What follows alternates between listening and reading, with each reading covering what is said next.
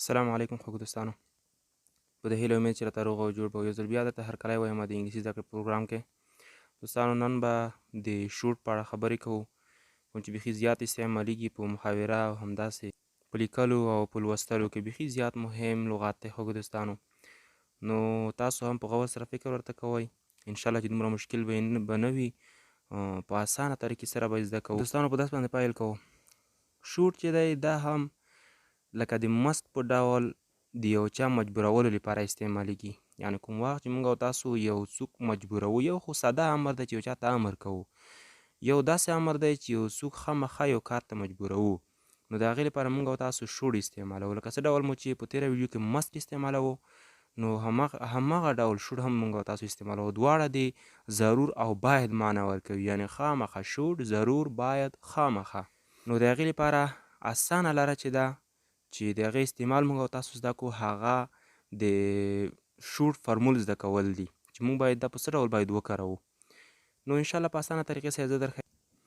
بعض وخت کې چې زموږ او تاسو دوستانو ته د فرمول او یا سټرکچر ور یاده کړي، نو بیا بیخي دوی د درس څخه زړه مړ شي، بیخي له انګلیسي څخه. نو زه تاسو ته دغه ډاډ درکوم چې که چېرته تاسو 100 جملې بغیر له فرمول څخه زده کړئ او یوازې 2 جملې د فرمول سره زده کړئ، نو زه دا درته ډاډ درکوم او دا درته زه ویلی شم چې هغه 2 جملې کوم چې فرمول سره زده کړي د هغه له 100 څخه بهترې دي.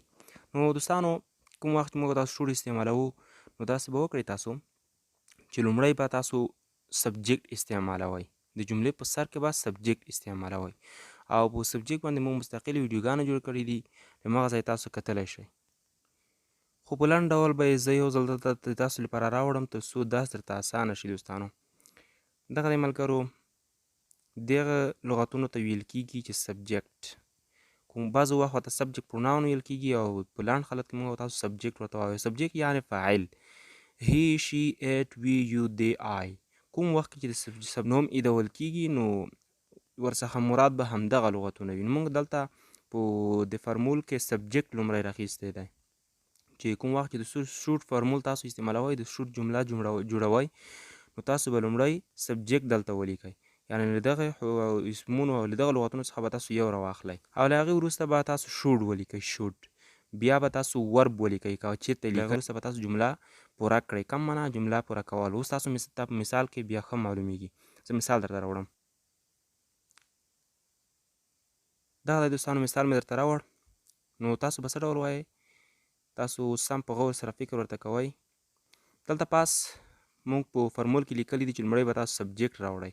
نو دغه دی دوستانو، موږ له هغه شپږو سبجیکټونو څخه یو سبجیکټ راخیستی دی چې هغه یو دی، او له هغې وروسته دلته پاس په فرمول کې لیکل شوي دي چې بیا به تاسو چې راواخلئ، شوډ به راواخلئ، شوډ.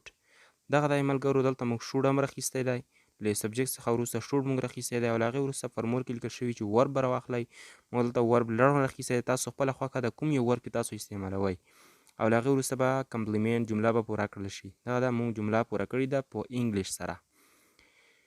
نو دوستانو اوس به جمله څه ډول تلفظ کېږي، څه ډول به ویل کېږي؟ You should learn English.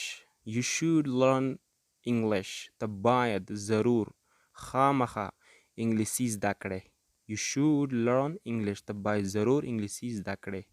دوستانو دلته په دې منځ کې ما درته د پلس پلس علامې ور اچولې دي. تاسو ګورئ دغه دوستانو بل چاته په جمله کې ونه لیکئ، بل ځای کې تاسو استعمال نه کړئ دغه پلس پلس. دا ما ستاسو د اسانتیا لپاره دلته راخیستي دي، ستاسو لپاره مې کارولي دي. راځو یو بل مثال ته هم. دغه د یو بل مثال دی په دې باندې. He should go to school. He should go to school. دا یو کس باید مکتب ته لاړ شي یا ښوونځي ته لاړ شي. دلته وګورئ سبجیکټ، هی سبجیکټ، شوډ شوډ او ورب ګو، ګو مې راخیستی دی د فعل پر ځای، او بیا له هغې وروسته کمپلیمنټ، دلته موږ جمله پوره کړې ده to school. He should go to school. دا یو کس باید مکتب ته یا ښوونځي ته لاړ شي. دا خو ملګرو د شوډ په اړه مثبته جمله وه، یعنې کوم وخت کې چې موږ له یو چا څخه د یو کار ته مطالبه کوو، ته دا کار وکړه، ضرور یې وکړه، بیا مثبته سټرکچر استعمالوو. او که چېرته موږ تاسو یو څوک له یو کار څخه منع کوو چې ته باید ضرور دا کار ونه کړې، نو د هغې لپاره موږ تاسو بیا منفي سټرکچر استعمالوو. نو راځو د منفي سټرکچر په لور. دغه د ملګرو منفي سټرکچر مې ستاسو لپاره راواخیسته. په منفي سټرکچر کې لکه د مثبت سټرکچر په ډول لومړی به سبجیکټ ولیکئ او له هغې وروسته به شوډ ولیکئ، بیا به ناټ ولیکئ. په مثبت سټرکچر کې موږ تاسو ناټ نه استعمالولو ځکه هغه مثبت سټرکچر و، خو په منفي سټرکچر کې یوازې دا توپیر دی د مثبت سره چې دلته موږ ناټ راوړی دی او له هغې وروسته به ورب یعنې فعل ولیکئ او بیا به وروسته جمله کمپلیمنټ پوره به یې کړئ. مثالونو ته راځو. دغه دی لومړی مثال. You should not speak a lot. You should not speak a lot. ته باید زیاتې خبرې ونه کړې. ته باید زیاتې خبرې ونه کړې. متوجه شئ چې د پاس فارمول پکې څه ډول استعمال شوی دی. سبجیکټ دلته وګورئ یو سبجیکټ دی او شوډ مو خپله همغه شوډ راخیستی دلته هم او له هغې وروسته ناټ دغه دی ناټ دی او بیا ورب دی او ورب سپیک خپله راخیستل شوی دی او له هغې وروسته کمپلیمنټ او جمله مونږ پوره کړې ده په لار سره. You should not speak a lot. ته باید چې زیاتې خبرې ونه کړې. بل مثال ته راځو. دی بل مثال دی دوستانو. We should not play in the cold. We should not play in the cold. موږ باید په ساړه کې لوبه ونه کړو. موږ باید په ساړه کې لوبه ونه کړو. دغه دوستانو تاسو وګورئ چې فارمول څنګه پکې استعمال شوی دی. سبجیکټ وی سبجیکټ او شوډ خپل همغه شوډ دی. نو ناټ مو دلته همغه ناټ راخیستی دی او ورب د دلته پلی راخیستې ده. پلی لوبه کول د خپله فعل دی نو ورب دی او له هغې وروسته کمپلیمنټ جمله موږ تاسو پوره کړې ده په ان د کول سره. څه ډول؟ We should not play in the cold. موږ او تاسو باید ضرور خامخا په سړک کې لوبه ونه کړو. نو تاسو په دې سره کولی شئ د دغه فارمول په واسطه چې تاسو بیخي زیاتې جملې له ځان څخه جوړې کړئ او انشاءالله چې درس به بیخي درته اسانه شوی وي او وبه کولی شئ چې بیخي زیاتې جملې تاسو ورباندې جوړ کړئ او دې باندې تاسو له ځان څخه پریکټس هم وکړئ تر څو د شو سټرکچر مو ښه زده شي. دوستانو درس په همدغه ځای بس کوو.